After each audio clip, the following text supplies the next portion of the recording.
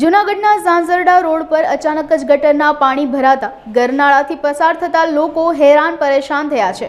ગરનાળાથી પસાર થતો રોડ પર મોટી સંખ્યામાં સ્કૂલ, કોલેજો અને હોસ્પિટલો આવેલી છે। અહીંથી પસાર થતા લોકોને વારંવાર ગટરના પાણીના કારણે હાલાકી ભોગવવી પડે છે। ત્યારે આજે અચાનક જ ગટરનું પાણી વધી જતા રોડ પર ટ્રાફિકની સમસ્યા ઉદ્ભવી હતી। લોકો દ્વારા તંત્ર પર આક્ષેપો લગાવવામાં આવ્યા છે કે સમયસર ટેક્સ ચૂકવવા છતાં પણ કોઈ પણ સુવિધા મળતી નથી। આ સમસ્યાનો ઉકેલ વહેલી તકે આવે તેવી લોકો દ્વારા માંગ કરાઈ છે। હું હસમુખભાઈ ત્રાંબડિયા જૂના ઝાંઝરડા રોડનો રહેવાસી લોક જાગૃત નાગરિક તરીકે કામ કરું છું।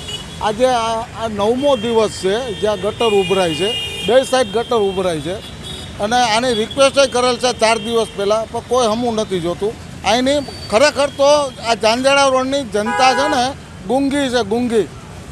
આ તકલીફ ત્યાં આવે છે અને મારા જેવા એકલા બરાડા પાડે છે।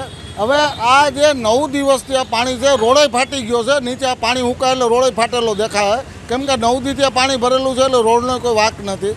હવે આ કાલે મેં બધા ગ્રુપની અંદર વાયરલ કર્યું હતું, તોય કોઈ આવ્યું નથી।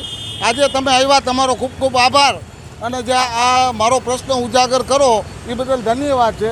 પણ હવે આનો કાયમી નિકાલ થાય એવું કરવું જોઈએ। ચોમાસામાં અહીંયા 4-4, 5-5 ફૂટ પાણી ભર્યું છે આ ગરનાળે, વાહન વ્યવહાર બધો બંધ થઈ જાય છે। અત્યારે ઝાંઝરડા રોડ ગરનાળા પાસેની પરિસ્થિતિ માટે એક જ વસ્તુ છે કે જૂનાગઢ રોડ ઉપર ગટર તારા વહેતા પાણી। ઝાંઝરડા રોડથી આગળ અત્યારે તમે જે જોઈ રહ્યા છો કે 2 વ્હીલ જેટલા 4 વ્હીલ છે, કારણ કે આગળ મોટાભાગની હોસ્પિટલો આવેલી છે। સ્થાનિક રહેવાસીઓ ઉપરાંત હોસ્પિટલની અવર જવરનો આ મુખ્ય માર્ગ અને એમ છતાંય નગોડ તંત્ર। સ્થાનિક રહેવાસીએ કહ્યું એ પ્રમાણે 3 વોર્ડ એટલે કે 12 કોર્પોરેટરો જે રોડ ઉપરથી જે ગરનાળામાંથી પસાર થાય છે તેની આ પરિસ્થિતિ છે। હજુ ગઈકાલે જૂનાગઢ ખાતે મુખ્યમંત્રીશ્રીએ ટકોર કરી, પણ ટકોરનો અર્થ જૂનાગઢની અંદર કશો નથી વળતો।